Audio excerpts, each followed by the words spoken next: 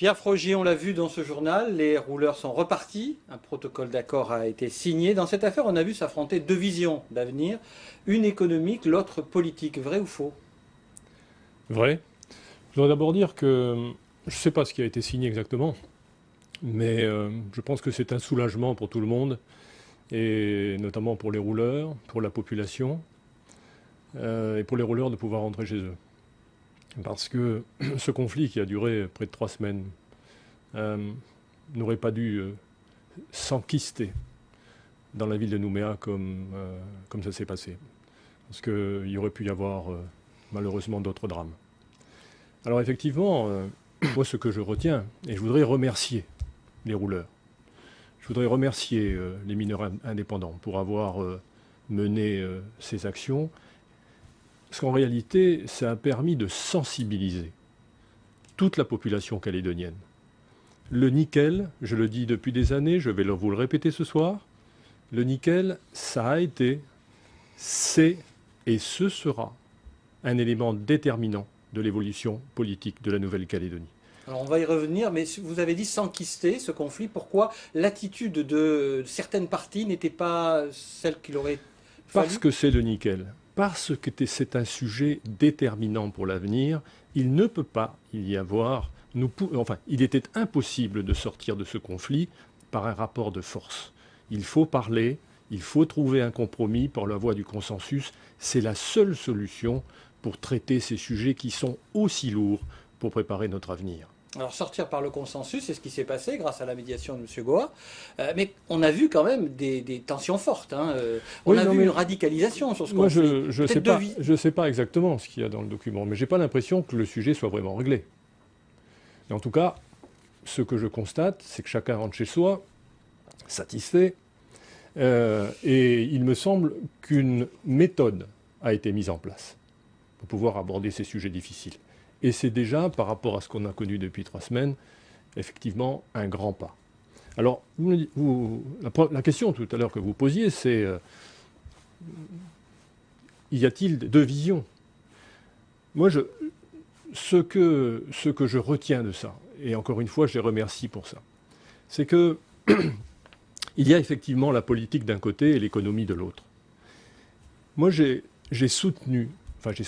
affirmé à plusieurs reprises que l'intérêt de cette mobilisation était de poser pour l'avenir la question de savoir quel doit être notre modèle de société. Est-ce que c'est une société administrée par le pouvoir politique, par la puissance publique, ou est-ce qu'il y a encore de la place pour la liberté d'entreprendre, la liberté du commerce et de l'industrie? Eh bien, moi, je considère qu'il faut autoriser les mineurs indépendants parce que c'est l'histoire de la Nouvelle-Calédonie, de continuer à exporter leurs minerais à partir du moment où ils ont trouvé un client. Alors, qu'on ne nous rebatte pas les oreilles avec le schéma minier. Page 231, page 232. Il est dit effectivement qu'il y a un chapitre qui est écrit pour les clients traditionnels. Et donc les clients traditionnels sont traités d'une certaine façon. Mais il y a un autre chapitre qui traite de l'évolution des marchés. Et effectivement, quand le marché évolue, je rappelle que le schéma minier il date de 2009, mais on voit bien que le marché du nickel, il évolue tous les jours, Monsieur Rosala, tous les jours. Depuis que la Chine est en difficulté, eh bien, le marché a encore évolué. Et donc, il faut être souple. Et au nom de la liberté du commerce et de l'industrie, encore une fois, c'est comme ça que s'est construite la Calédonie depuis un siècle, eh bien, il n'y a pas de raison que lorsqu'il y a un nouvel acheteur, on ne fasse pas droit à cette demande. Donc je comprends que vous dites finalement que la doctrine nickel portée par messieurs Dang et Niaotin ne vous convient pas. Ah bah, écoutez, elle ne nous convient pas, elle ne me convient pas. Moi, je ne veux pas faire des questions de personne. Mais ce que je constate, c'est que moi j'ai demandé, j'ai obtenu avec Charles Pidgeot en 2010 qu'on mette en place un comité stratégique pour étudier effectivement une doctrine dite pays. Mais ce que je remarque aujourd'hui, c'est que ce comité finalement, il n'a pas pu rendre de conclusion. Et on essaie de nous vendre le modèle, entre guillemets, enfin les choix qui ont été faits par la province Nord comme étant le modèle pour toute la Nouvelle-Calédonie. Mais qu'est-ce qui se passe, M. Rosada? Alors Je vais vous dire ce qui se passe exactement aujourd'hui. Vous avez l'usine du Nord, beaucoup de difficultés. Les responsables de la province Nord ont souhaité 51% de l'usine du Nord. Mais comme ils ne peuvent pas les payer, eh bien M. Dang a fait le choix, effectivement, de transformer des minerais que l'on pourrait transformer localement à l'extérieur de la Nouvelle-Calédonie. D'abord en Corée, et puis maintenant, on nous dit en Chine. Mais pourquoi il y a cette difficulté aujourd'hui? Et pourquoi moi je suis aussi ferme, et puis je ne peux pas accepter ça. Vous nous dites que le patrimoine minier est en danger ou pas? Pourquoi? Parce que les responsables de la province Nord ont pris des engagements vis-à-vis des Coréens, vis-à-vis des Chinois. M. Dang a pris des engagements qu'il n'est pas capable de tenir. Parce que la province Nord n'a pas les ressources minières nécessaires pour faire face à ces contrats. Avez-vous des preuves, monsieur Moi, je vous ai apporté ce soir, je vous ai apporté ce document. Vous savez, c'est la Nouvelle-Calédonie. Et là, vous avez les minéralisations. Regardez où sont les minéralisations principales, les plus fortes. On va peut-être voir la carte que vous avez apportée. Voilà. Elles sont dans la province sud, tout ça. Eh bien, le génie de M. Dang, ça a été de signer des engagements alors qu'il n'a pas de ressources et de venir les chercher là, dans le sud. Eh bien moi je vous dis ce soir, au point où on en est, et pour l'avenir, je ne veux pas juger, je n'ai pas de commentaires, je n'ai plus de commentaires à faire sur les choix de la province Nord, mais que les engagements qui sont pris à l'extérieur soient gagés, soient assurés par les propres réserves de la province Nord, et que la province Sud, s'il y a deux provinces, il y en a même trois, mais s'il y en a deux sur la Grande Terre, c'est pas par hasard. Eh bien, que la province Sud conserve pour elle-même les gisements qu'elle a sur son territoire. En clair, vous nous dites qu'il ne faut pas toucher aux réserves minières de la province Sud. Il ne faut pas toucher aux réserves minières de la province Sud. Le jour où il y aura un schéma pour l'ensemble de la Calédonie, le jour où on aura un schéma global pour l'ensemble de la Nouvelle-Calédonie, peut-être. Aujourd'hui, c'est un projet de développement, c'est un modèle de développement défini par la province Nord, dont personne, enfin on a demandé l'avis de personne, eh bien, qu'ils assurent ce modèle de développement avec leurs propres ressources. Mais enfin, dans l'accord de Nouméa, et vous savez, moi, quand je présidais la province... Dans l'accord de Nouméa, M. Frogier, on ne peut pas parler de division à ce point-là. Mais je ne vous parle pas de partition politique. Je vous parle d'un schéma de société, et notamment d'un modèle économique. Qu'est-ce qui se passe là? Enfin, il faut se dire la vérité un peu. La Sofinor, qui est la société financière de la province Nord, a tout acheté. Vous ne pouvez rien faire en province Nord si vous ne passez pas par la Sofinor. Mais en plus, la Sofinor a acheté des hôtels dans la province Sud, achète du foncier dans la province Sud, achète la fabrique, l'usine qui fabrique les aliments de bétail et Boulou-Paris, achète des troupeaux de porcs, des troupeaux de cerfs, etc. C'est pas son droit, elle n'a pas le droit de faire ça. C'est ça le rééquilibrage?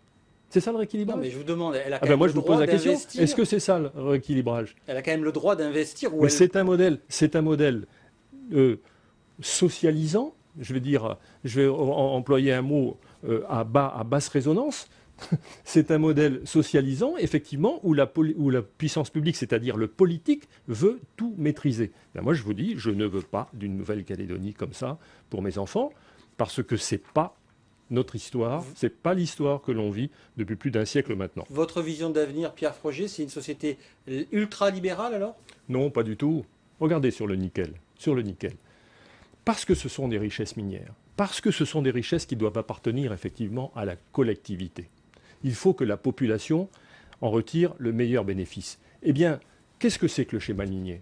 C'est déterminer les volumes à l'exportation et les teneurs, pas les clients. À partir du moment où on définit, où la puissance publique ou le pouvoir politique s'immisce dans le contrat et fait elle-même, le politique fait lui-même le choix de celui qui sera en contrat avec l'exportateur, c'est pas la société qui a construit la Nouvelle-Calédonie. C'est pas possible.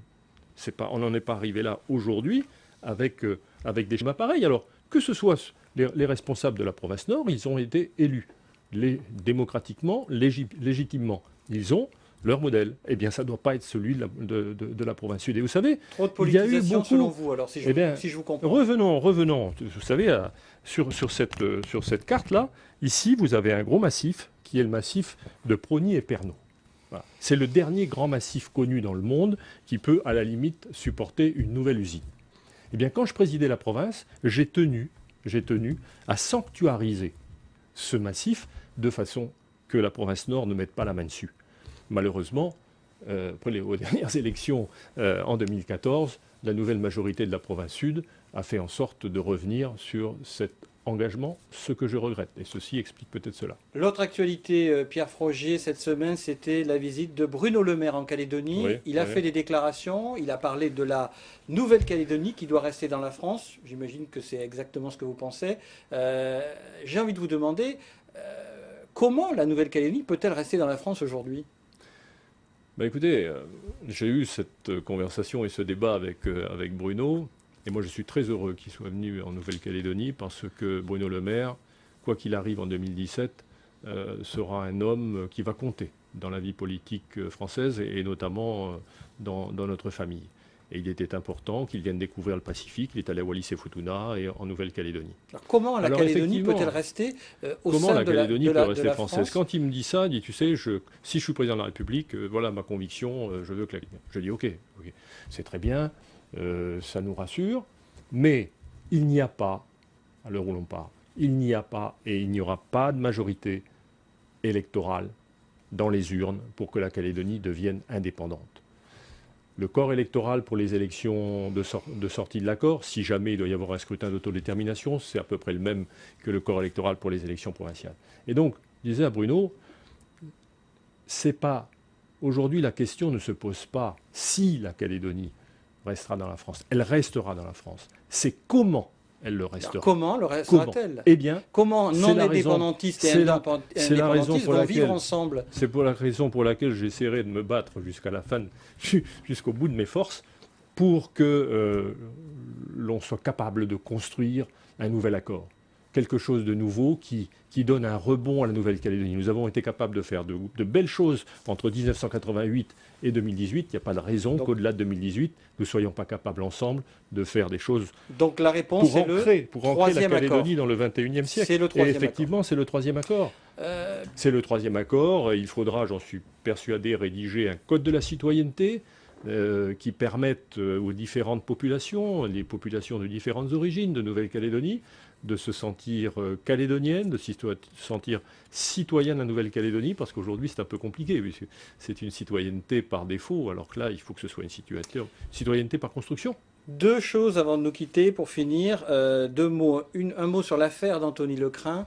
Le président Germain demande sa démission. Est-ce que, selon vous, comment est-ce que vous accueillez cette demande ? Non, mais vous savez, j'ai déjà eu l'occasion d'écrire ou de dire le président du gouvernement, c'est pas le chef du gouvernement. Il n'est pas le chef de la majorité et il n'est pas le chef de son gouvernement.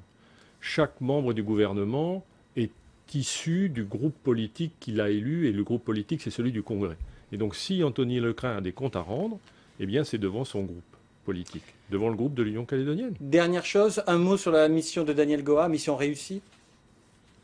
Oui, en tout cas, moi je vous l'ai déjà dit, rassuré du fait que chacun puisse reprendre son travail tranquillement lundi, et pourtant, le problème n'est pas réglé.